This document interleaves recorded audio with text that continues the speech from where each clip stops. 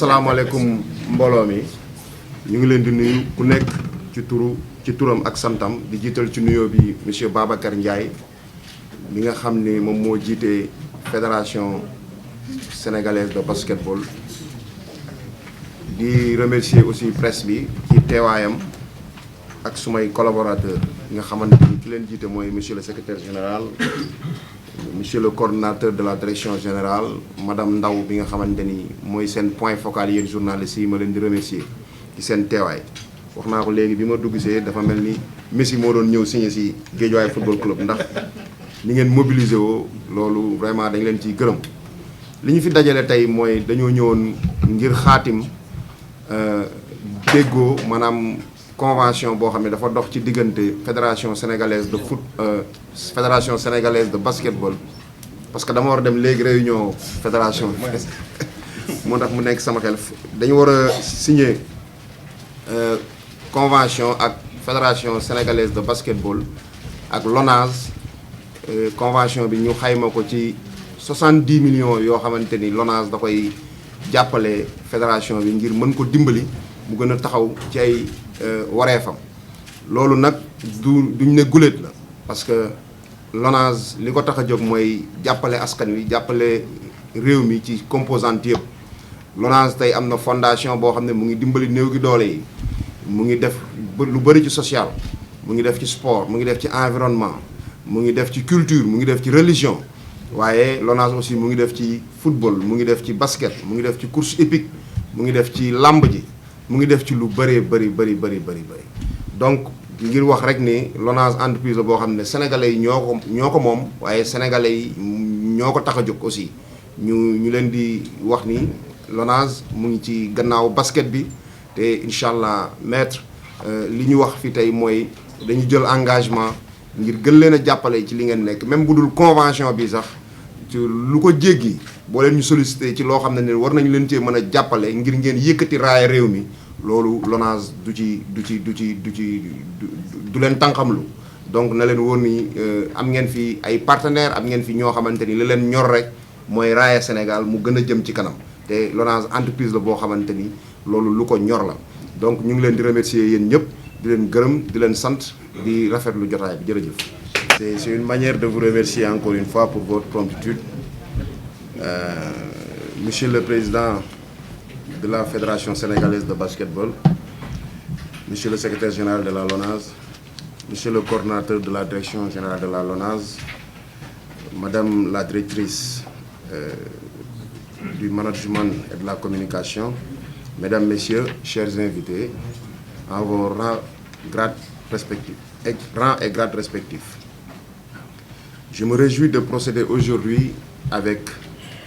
Maître Babacar Ndiaye, président de la Fédération sénégalaise de basketball, à la signature d'une convention de partenariat entre la Loterie nationale sénégalaise et la Fédération de basket. Vous conviendrez avec moi que cette cérémonie de signature vient encore renforcer les actions multiformes menées dans le cadre de la mission de la LONASE conformément à son slogan « La fortune aux souscripteurs, les bénéfices à la nation ». En effet, le sport, plus particulièrement le basket, est un outil de promotion du développement durable qui recouvre beaucoup d'enjeux sociaux partout où il est pratiqué. Au Sénégal,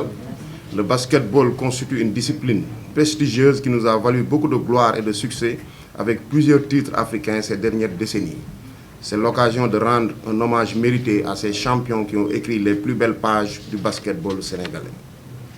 C'est donc dire que le basket doit être accompagné et soutenu pour devenir un véritable levier d'émergence économique et sociale. C'est pourquoi je n'ai pas hésité à engager la LONASE dans un partenariat gagnant-gagnant avec la Fédération sénégalaise de basket. Nous visons, à travers ce partenariat, la visibilité que vous pourrez offrir à la LONASE, Monsieur le Président, pour mieux vulgariser et développer ces gammes de produits. Monsieur le Président, chers invités, grâce à cette convention annuelle, un montant de 70 millions sera versé à la Fédération sénégalaise de basket. À travers cet appui, je souhaite que la LONASE puisse contribuer efficacement au développement et au rayonnement du basketball sénégalais comme elle le fait déjà depuis plusieurs décennies pour les autres disciplines telles que le football, la lutte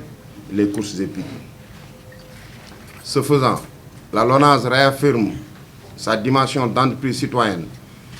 consolide sa place de sponsor leader du sport et renforce sa contribution au développement économique et social de la nation, conformément aux orientations du chef de l'État, son Excellence, Monsieur le Président de la République, Macky Sall. Monsieur le Président, soyez rassurés de notre soutien indéfectible dans tous les différents chantiers que vous comptez réaliser pour redonner à notre basketball national son lustre d'antan. Je vous remercie de votre aimable attention. Le contrat avec LONASE, entre la Fédération sénégalaise de basket et la LONASE. Comme nous l'avons dit léegi nag si nasaraan su ma wax du bëri tey damay rek remercier le directeur général monsieur Lat Diop pour lépp lu nga xam ne nii mu ngi koy def ci sport Sénégal pour mu développer sport Sénégal surtout en ce qui concerne le basket. Daaw lañ ko saisiroon demandé ko ñu relancer waat le partenariat Fédération sénégalaise de basket LONASE. Aussitôt après il a accepté signer une benn convention. wax naa ko léegi aussi si nasaraan convention boobu moo permettre pour la première fois dans l'histoire de notre basket suñu équipe U19 qualifiée quart de finale coupe du monde. Quart de finale coupe du monde c'est énorme boo xamee au niveau du caaxaan dem ba nga xam ne ni États-Unis moo ñu éliminé vraiment ñu def une bonne participation pour la première fois waxuma la ñu qualifié deuxième tour mais ñu qualifié quart de finale loolu LONASE moo ko permettre donc di ko sant di ko gërëm. di wax ne aujourd'hui aussi fédération moom di ko war yëpp dina ko def ci contrat bi pour mu nekk un partenariat gagnant-gagnant dans l'intérêt des sports sénégalais. di wax rek ne effectivement monsieur Lat Diop nitu parole la nitu dëgg la bu ma waxee parce que contrat bi jeex na depuis le mois de janvier mu woo ma ne ma non président je vous promets le contrat sera renouvelé. déglu ma dinaa la woo ni mu ko waxee woon noonu la ko defee donc loolu lu am solo la vraiment di wax aussi journalistes yi peut-être bu cérémonie bi jeexee am na ay annonces yi nga xam ne nii fédération sénégalaise de basket dina ko def peut-être ngeen toog dans la salle 5 minutes directeur technique mu ngi fi ak man pour 2 minutes ñu defal leen quelques annonces yi nga xam ne nii ay informations yi ngeen war a jox merci beaucoup. Merci. Monsieur le secrétaire général, monsieur le coordonnateur, madame la directrice de marketing. Chez les membres de la fédération, chers amis de la presse. Je ne vais pas être long, mes mots d'aujourd'hui ce seront des mots de remerciement à l'endroit de monsieur le directeur général de la LONASE, monsieur Lat Diop, pour tout ce qu'il fait pour le sport en général et pour le basket en particulier. La fédération et la LONASE étaient lié par un partenariat qui était en suspension au moment de notre arrivée à la fédération. Et dès sa nomination à la tête de la LONASE, il a repris cette coopération en nous signant l'année dernière un contrat de 50 millions qui a permis, si vous vous rappelez, qui a permis la participation de nos équipes U18 aux Afro-Basket et à la Coupe du Monde. Si vous voyez l'année dernière, les maillots des U18 étaient estampillés LONASE. C'est ça qui a permis, en fait, aujourd'hui, quand je lisais ensemble, écrivons les plus belles bases du basket sénégalais, donc je dis que la LONASE a permis donc à cette jeune équipe de U19 d'écrire la plus belle base de notre basket en matière de petite catégorie en se qualifiant à un quart de finale de Coupe du Monde contre les États-Unis. Je pense que c'est quelque chose de très important.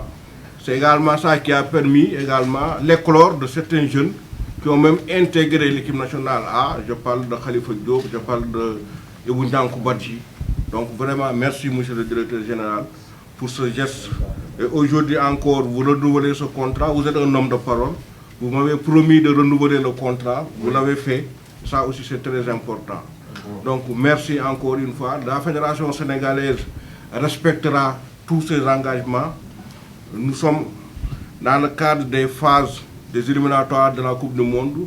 Nous tentons de nous qualifier pour la 3e fois de suite à la Coupe du Monde qui va avoir lieu en 2023. Et Inch'Allah,